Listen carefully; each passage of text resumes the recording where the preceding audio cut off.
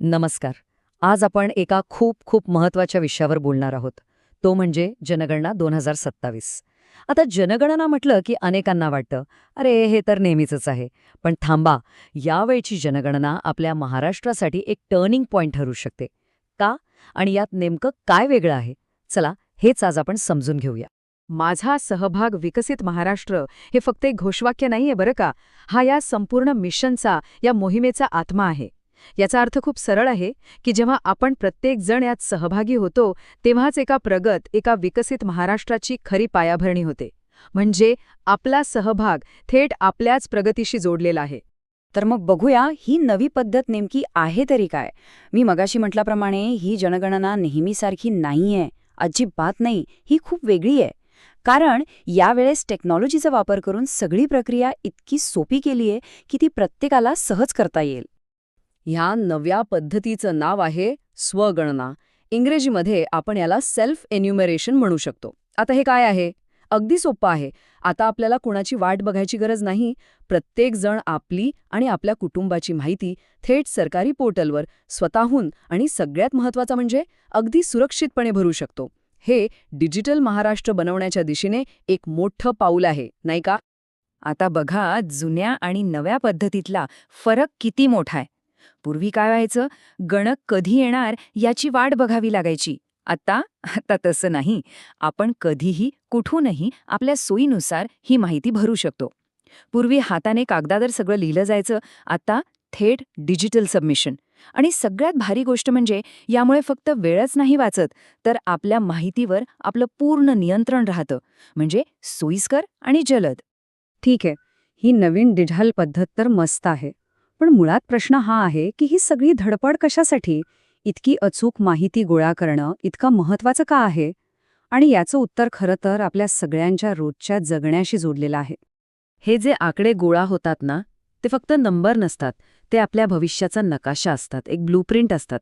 म्हणजे बघा, आपल्या भागात नवीन शाळा कुठे उघडायला हवी, आरोग्य सुविधा म्हणजे दवाखाने कुठे जास्त गरजेचे आहेत, रस्ते आणि इतर सोयीसुविधांसाठी सरकार जो पैसा देतं तो कुठे आणि कसा वापरायचा, या सगळ्या मोठ्या निर्णयांचा पाया म्हणजे जनगणनेतून मिळालेली अचूक माहिती. म्हणून एक गोष्ट अगदी पक्की लक्षात ठेवायची, जितकी माहिती अचूक असेल तितकंच नियोजन चांगलं होईल. आणि चांगलं नियोजन झालं की आपल्या समाजाला, आपल्या गावाला, आपल्या शहराला तीच संसाधनं मिळतात ज्यांची त्यांना खरोखर गरज आहे. आपलं जीवनमान सुधारतं. ही एक अगदी सरळ आणि थेट गोष्ट आहे.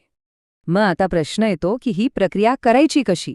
अनेकांना वाटू शकतं की अरे, हे ऑनलाईन वगैरे आहे म्हणजे काहीतरी किचकट असणार. पण अजिबात नाही. चला बघूया ही स्वगणना प्रक्रिया प्रत्यक्षात किती सोपी आहे.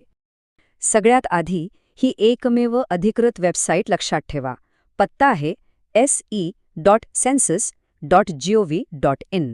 मी पुन्हा एकदा सांगते, se.census.gov.in. याच एका पोर्टलवर ही सगळी प्रक्रिया होणार आहे. त्यामुळे इकडे तिकडे कोणत्याही बनावट किंवा चुकीच्या वेबसाईटवर जाऊ नका. सावध रहा. आणि आता सगळ्यात महत्त्वाची गोष्ट, ती म्हणजे वेळ. हे पोर्टल काही कायम उघडं राहणार नाहीये.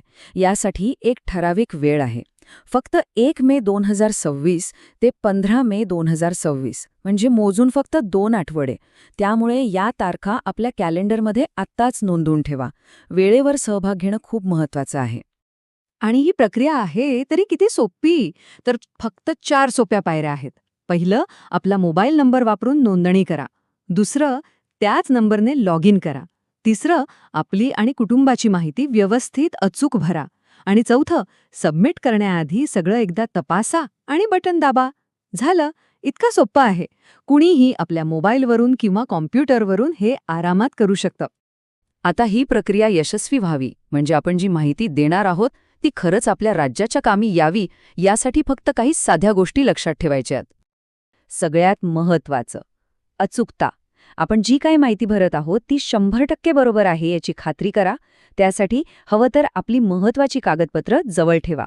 आणि हो, फायनल सबमिट करण्यापूर्वी भरलेला फॉर्म एकदा नाही तर 2दा शांतपणे तपासा. कारण आपली एक छोटीशी चूकसुद्धा राज्याच्या मोठ्या नियोजनावर परिणाम करू शकते. त्यामुळे थोडी काळजी घ्यायची आहे. तर आता आपण या चर्चेच्या शेवटच्या टप्प्यावर आलो आहोत आणि एक गोष्ट पुन्हा सांगायची आहे. ही फक्त एक सरकारी प्रक्रिया नाहीये. ही आपल्या महाराष्ट्राप्रती आपलं कर्तव्य दाखवण्याची, आपला अभिमान दाखवण्याची एक संधी आहे. आपण जिथून सुरुवात केली होती त्याच वाक्याकडे पुन्हा येऊया. माझा सहभाग, विकसित महाराष्ट्र. आपलं एकट्याचं योगदान आणि संपूर्ण राज्याची प्रगती यांच्यातलं हे नातं खूप घट्ट आहे, हे विसरून चालणार नाही.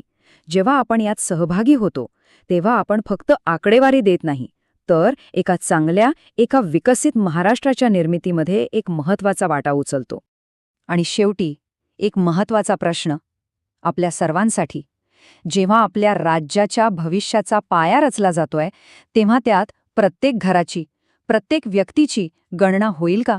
ही एक संधी आहे आणि जबाबदारीसुद्धा आहे. आणि ही जबाबदारी आपल्या सगळ्यांची आहे. चला तर मग एकत्र येऊन हे शक्य करूया.